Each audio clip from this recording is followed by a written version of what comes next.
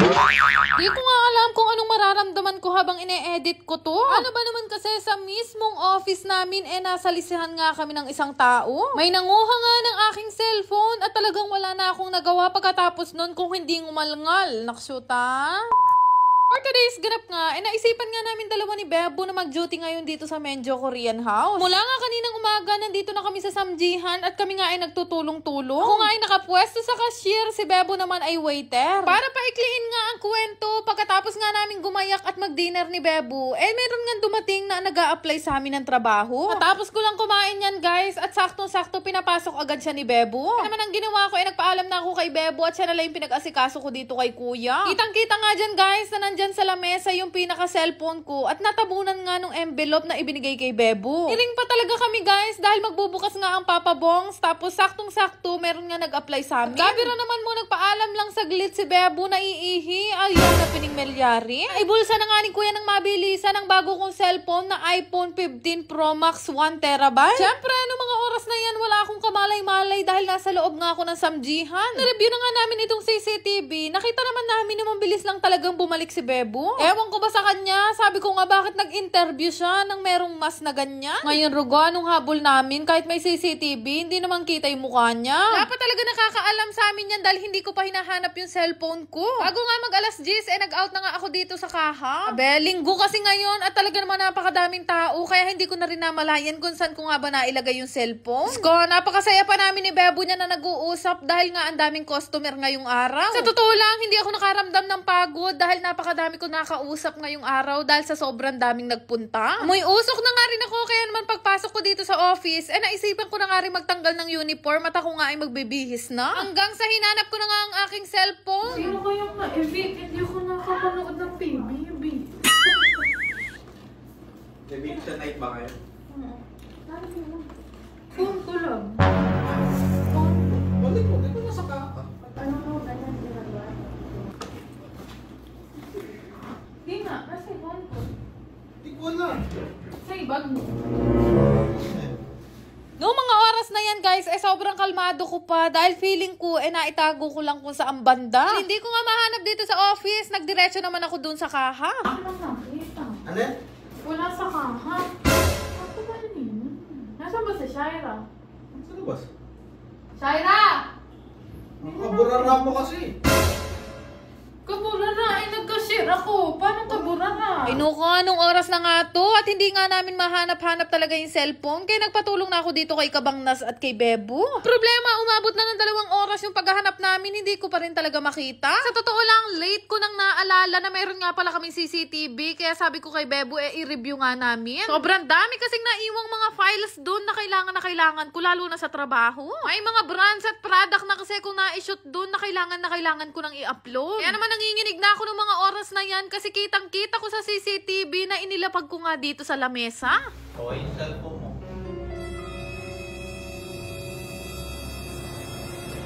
No. Ikaw. No. Sino ba yan?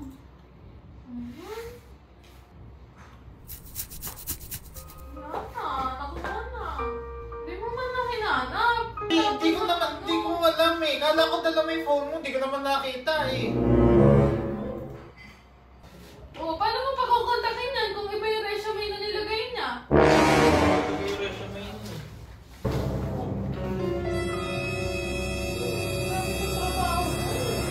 Hindi nakatakip yung mukha, paano mo makikita? Paano mo ipapacheck yan? Kahit i-post ko pa yan, iba na yung itsura niyan eh. Tignan mo naman nakatakip. Eh ano? Oh. Tignan mo, madaling May umalis. resume nga sa yan. Oh. Diyos ko. Kailangan ko yung phone ko ngayon.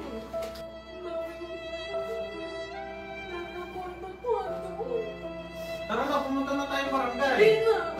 Tara Bakit na. pa ba? Kuya, walang ko ka in-interview mo. Pumunta tayong barangay. In-interview na mo ko sa'yo. Interview mo may mas? Meron bang ba ng interview? Sige. Tara na, pumunta na tayo sa barangay. Hindi na nga. Mukbo ko ka ang tanga doon. Nakamas yung nireklamo mo. Sino yun? Tara na kasi. Hindi na. Tara tayo dun. May tao. Delivery po. Ha? Delivery po kami, Ma'am An kami po. May order ka daw. Wala akong order. Kunin mo. May May order ka, oh. Uy, may order ka daw. Deliver ka nga. Bakit ako? May order ka pa eh. Kung ano yung order. Oh, ano ba yan?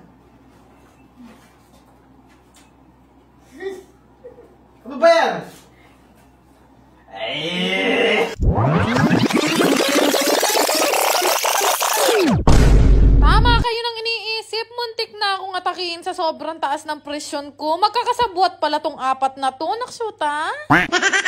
Nagdrama na nga ako na sobra-sobra at hindi ko na nga alam kung paano ko ulit mababalik yung cellphone ko. Kaya naman pala, pinagtripan nila akong apat. Nag-hire pa talaga sila ng tao para pasakitin ang loob ko. Lahat pala nang nangyayari, gawa-gawa ng nag-iisang bebo. Guys, bale yun, successful na meron na tayong patunay na kinuha yung cellphone niya nang hindi ko alam. Nakita dun sa CCTV. Ayun yung plano namin ni Kuya Bong. Kuya Bong, pakita mo nga yung cellphone niya. Ayaw! Tago mo lang yan, Kuya Bong. Kaya naman pala takang-taka ako kung bakit nag-interview siya ng nakamas. Pero sa lahat nga ng prank, ito ang pinaka-paborito ko dahil binigyan ako ng bagong cellphone ni Bebo. Ito nga yung bagong-bago na iPhone 16 Plus na kulay pink. Woo! Hindi nga third wheel ang magiging rason ng hiwalayan namin, pero may involved na lalaki. Anak syuta. Bad trip na rin kasi talaga ako kay Bebo kanina at hindi ko na alam kung paano ko siya kakausapin pa. Sabihin mo, kasabot niyo din si Shaira. Siyempre, guys, mga hidden camera namin, guys. Sabi ko pa nga dyan sa kanila, bakit sumama pa kayo maghanap sa akin ng 2 oras? Alam nyo naman pala kung nasan yung cellphone ko, naksyuta. Pero yun nga, pare-pareho tayong na-prank at talaga naman pare-pareho tayong kinabahan. Pero sa lahat ng naging prank sa akin ni Bebo, ito nga ang pinaka-paborito ko. Sa mga magtatanong kung saan nabili ni Bebo ang legit na iPhone 16 kulay pink na fully paid. Ito ulit siya bumili sa may X-Teens Gadget. Legit na iPhone seller yan, guys, at talaga naman napakamura daw ng mga cellphone sa kanila. Suking-suki na nga kami ng X-Teens, kaya naman tuwing umu-order kami sa kanila, talaga naman napakadami nilang pa-previous na binibigay. Importante talaga sa atin ngayon na kapag bumibili tayo ng mamahaling gamit, talagang authentic o legit seller yung pinagbibilan natin. Taon na kaming suki ng X-Teens, guys, at hanggang ngayon hindi pa rin kami nabibigo sa mga binibigay nila sa aming cellphone. Bali, guys, sa susunod na vlog ko o bukas na vlog ko, i-unbox natin to ng sabay-sabay at ipapakita ko sa inyo lahat ng previous na ibinigay nila sa amin. Sino sa inyo, guys, ang gusto ding ma-prank? Okay, mag-alala kapag ako ay nag 2 million followers na, 2 iPhone din ang ipamimigay namin sa inyo. Kung nakapalo ka na sa akin, i-screenshot at i-comment mo na yan para may pag-asa ka ding manalo. Naksyuta!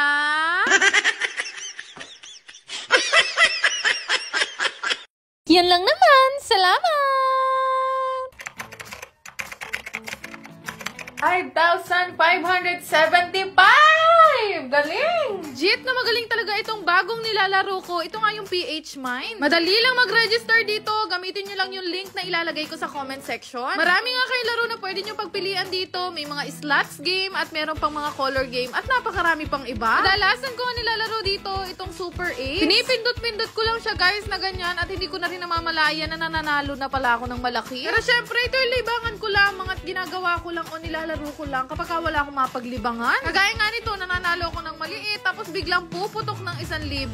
Syempre, guys, choice nyo rin yan kung magkano yung ibebet nyo. Mas malaking bet, syempre, mas malaki yung tama. Uy, 1,300! 2,500! 2,900! Lahat nga na magre-register sa link na ilalagay ko sa comment section ay magkakaroon sa akin ng ayuda. Go! Yan lang naman. Salamat!